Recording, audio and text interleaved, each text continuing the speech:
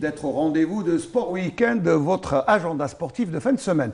Eh bien, aujourd'hui, on a choisi de vous parler un peu d'un sujet particulier qui tient à nos cœurs, c'est la sécurité dans les stades. Et on va développer tout au long de cette émission, bien sûr, où on évoquera la Ligue 1, la Ligue 2, la Champions League africaine, mais aussi de l'omnisport. Et on développera, bien sûr, en particulier, l'aspect sécurité dans un stade. Et aujourd'hui, pour m'accompagner dans cette émission, nous avons invité le chef de sûreté de la wilaya de Constantine, M. Abdelkrim Ouabri. Merci d'être venu, merci d'avoir répondu à l'invitation. Et bien sûr, nous allons parler d'un sujet qui est très sensible, bien sûr, comment se déroule la préparation d'un match d'un point de vue sécurité. Alors, M. Abdelkrim Ouabri, merci d'abord d'être revenu. Bonsoir, bonsoir à nos amis téléspectateurs, que ce soit d'ici ou à l'étranger. Et je tiens, au nom de la DGSN, je tiens à vous remercier pour cette invitation. Voilà, alors bien sûr, vous nous avez fait la gentillesse de répondre à notre invitation parce que nous avons évoqué l'aspect préparatif d'un match. C'est vrai qu'un match, ce ne sont pas seulement les joueurs qui s'entraînent, mais il y a aussi, je pense, tout un service d'autres à mettre en place.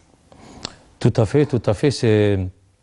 Et un match, ça ne se prépare pas en une seule journée. Donc ça se prépare vraiment bien avant. Il y a l'avant-match, pendant le match et après le match. C'est un dispositif qui est bien étudié, d'après les matchs aussi, d'après l'affluence qui peut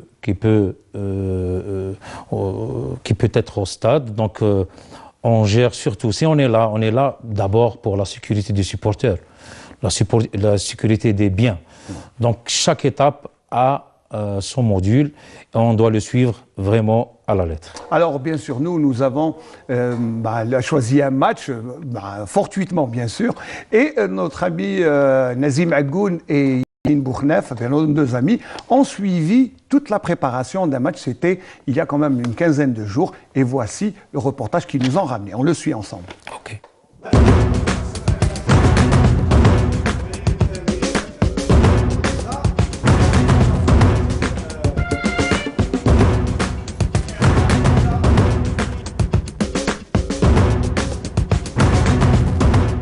اليوم عندنا عملية حفظ النظام بين فريق شباب قسنطينة ونظيره أهلي برج بوعريريج.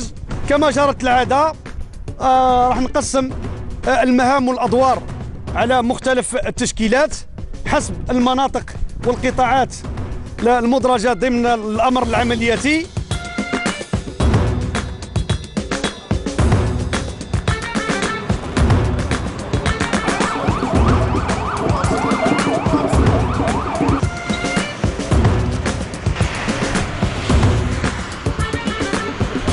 والله الامور راهي بيا الحمد لله، استحفظوا بنا ميم الشرطه والامن ثاني قايمين بالواجب تاعهم.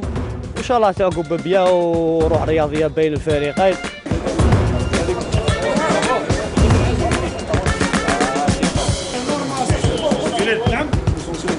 انا خويا صالح والله الحمد لله كانوا قاموا بنا وكانت خدمه في القمه. كان الامن موفر من الفندق حتى لهنا ميم في طريق من ناحيه لا سيركيلاسيون تو سا خدموا خدماني فريمون فيغ. العمل التحسيسي مستمر ومتواصل دائما عبر مختلف الوسائل، سواء هنا في الملعب من خلال الاحتكاك وتعليمات قياديه لكل الشرطيين العاملين في الميدان للقيام بتحسيس الانصار بضروره التحلي بالاخلاق وعدم التعصب في الميادين، سواء في حاله الخساره او الفوز.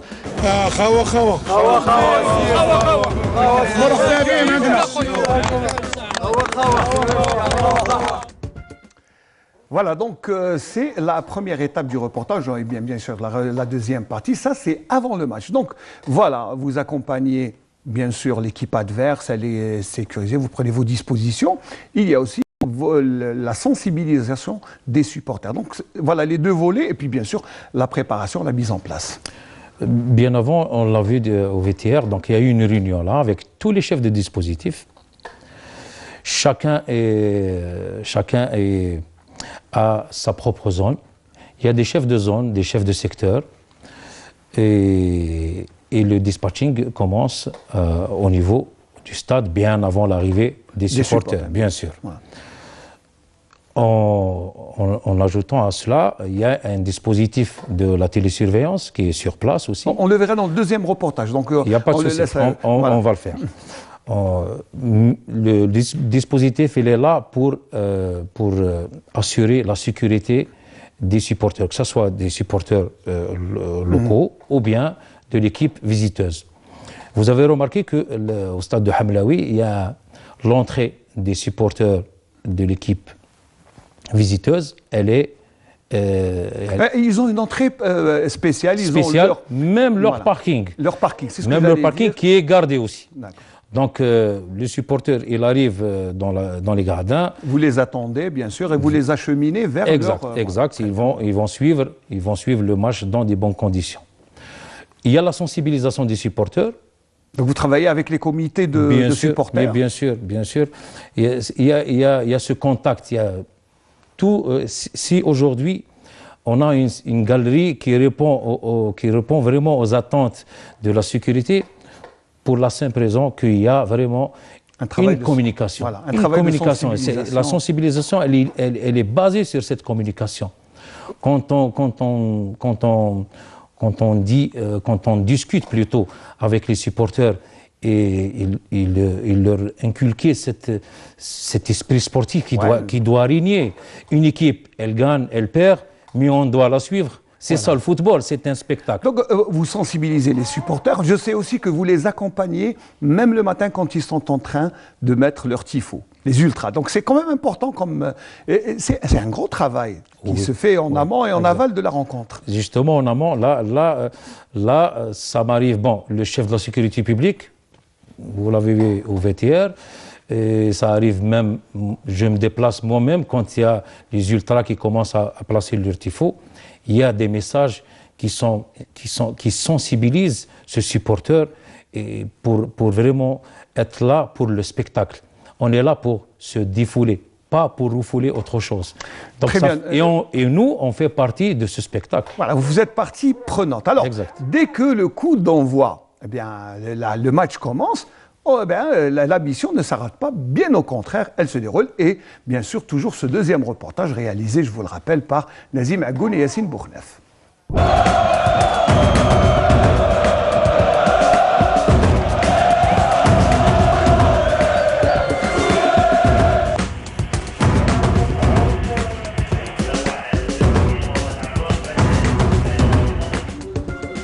الكاري 32 سابقا ناصر. الدور الأساسي لنظام مراقبة بواسطة الفيديو لملعب الشهيد حملاوي الذي يتكون من 16 كاميرا سواء ثابتة أو متحركة تعمل بالألياف البصرية. قلنا دورها الأساسي هو تأمين المباراة بشكل عام سواء المحليين الأنصار المحليين الأنصار الزوار الرسميين الحكام حظائر السيارات المحيط الداخلي أو الخارجي للملعب.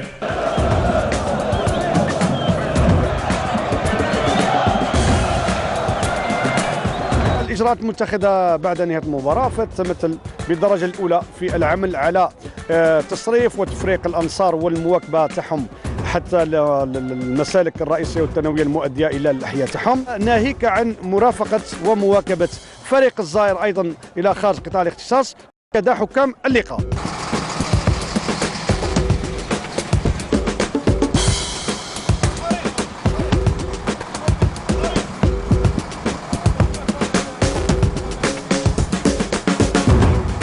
Voilà, donc raccompagner les deux équipes, les supporters, les officiels, ça fait partie de votre mission, mais cette mission commence dès que vous accueillez à l'accueil des équipes, de l'équipe adverse, de l'équipe bien sûr locale. Exact. En général, l'équipe visiteuse, elle vient 24 heures à l'avance, donc ils prennent place dans un hôtel, donc ils sont escortés vers l'hôtel, et puis il y a une protection à l'extérieur de l'hôtel. Jusqu'au lendemain, où il y aura une autre escorte pour le stade. Ça, c'est pour l'équipe. Même l'équipe locale, elle est escortée. Les arbitres, le trio arbitral aussi, c'est la même chose. Il est escorté avant le match et après le match. Très bien, donc ça c'est l'opération. Bien sûr, ensuite, pendant le déroulement du match, il y a les caméras de surveillance que l'on a vues qui suivent tout le long du déroulement de la rencontre, le comportement des supporters, donc c'est tout un suivi. Mais là, on va s'arrêter juste, bon, il reste encore 1 minute, donc avant juste l'appel de la prière de l'Isha. Donc c'est juste pour dire que, bon, là on va s'arrêter, parce que c'est le moment. Voilà. Alors, c'est l'appel de la prière de l'Isha sur Alger et ses environs. Après, nous reprendrons bien sûr notre entretien avec M. Abdelkrim Ouabri sur la sécurité dans les stades.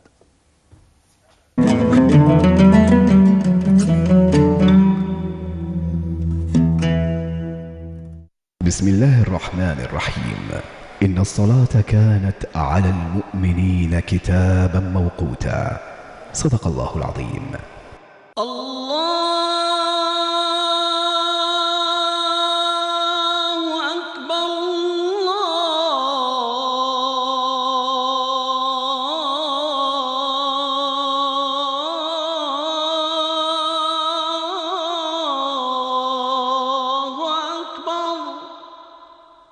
أشهد أن لا إله إلا الله أشهد أن لا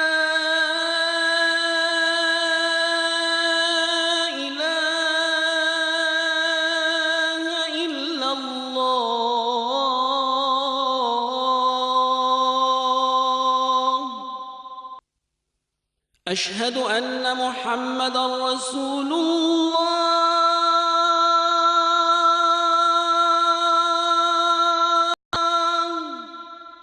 أشهد أن محمدًا رسول الله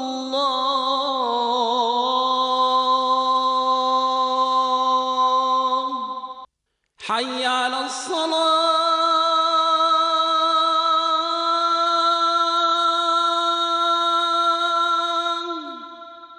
حي على الصلاة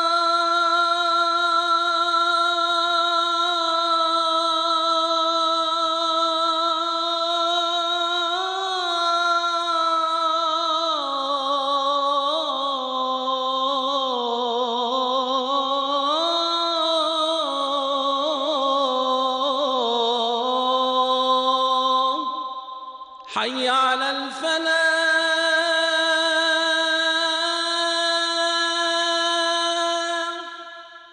حي على الفلاح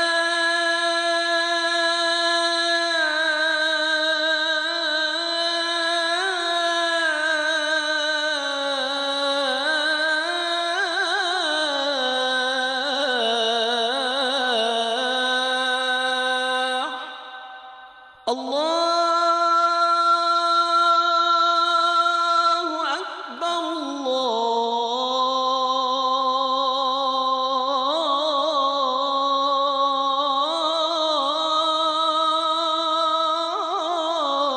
الله أكبر لا إله إلا الله اللهم رب هذه الدعوة التامة والصلاة القائمة آت محمدا الوسيلة والفضيلة والدرجة الرفيعة وابعثه اللهم مقاما محمودا الذي وعدته. Amin ya Rabbil Alamin, taqabbal Allahu salat al-jami'. Eh bien, nous retournons bien sûr à nos propos sur la sécurité dans les stades. Et puis, bon, on a vu les 2 reportages. On est arrivé, bien sûr, à la fin du match. Monsieur Abdelkrim Ouabri, chef de la sûreté du Wilaya de Constantine, eh bien, le match est terminé. Bon, il y a les officiels à escorter, à accompagner, mais il y a aussi toute la galerie des 2 camps qui doit rentrer, qui doit suivre sa destination.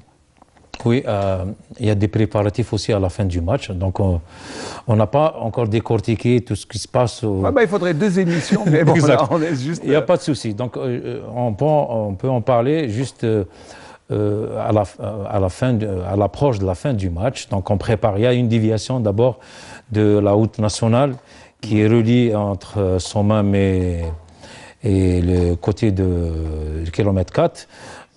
Dévier cette circulation pour que le flux la dislocation se fait dans des bonnes conditions. On va gagner en temps, voilà. Voilà, ça permet bien sûr de mener à destination toutes les personnes qui sont là. Moi, j'ai assisté à certaines rencontres où les supporters n'avaient pas les moyens de rentrer, où le bus est tombé en panne, où leur véhicule avait des soucis pour amener. J'ai vu la police intervenir. S'il y a des supporters qui nous regardent, ils savent pertinemment qu'au niveau de Constantine, on ne laisse jamais quelqu'un, surtout s'il est à 200 à 300 km ou 500 km, sans l'accompagner, sans trouver une solution. Ça fait partie de notre travail. Donc, c'est la sécurité de ces supporters qui devient citoyen aussi en dehors du stade, qu'on doit quand même sécuriser, accompagner, sécuriser. Et il faut rappeler que ce n'est pas seulement le cas de Constantine, mais de tous les stades, à travers tous les stades. Si je parle de Constantine, je parle de tous les stades au niveau national. Et il y a un dispositif aussi qu'on a omis d'en parler. Il y a un dispositif en dehors du stade. Un dispositif tout au long du passage du flux de la dislocation des supporters jusqu'à la sortie de la ville de Constantine.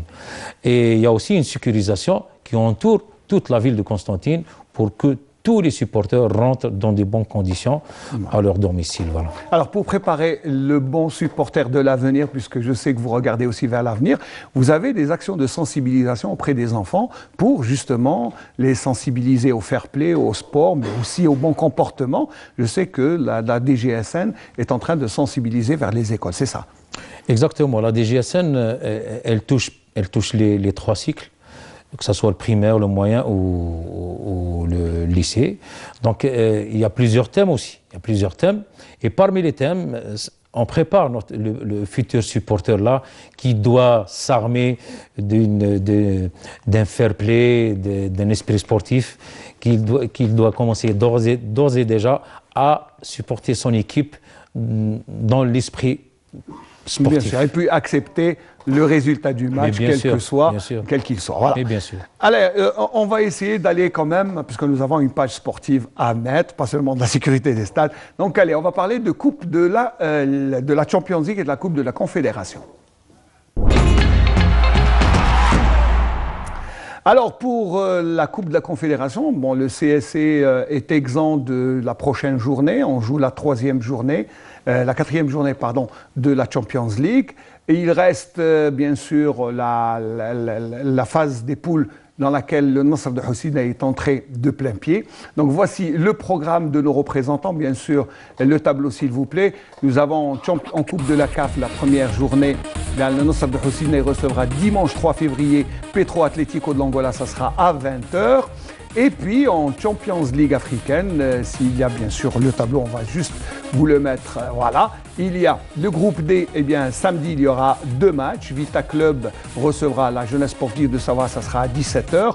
El Ahly recevra Simba, les Tanzaniens de Simba Club, eh bien ça sera à 20h. Quant c'est ce qui concerne le CSC, le TP Mazembe recevra le club africain et ça sera samedi à 14h alors que le CSC est exempt de cette journée.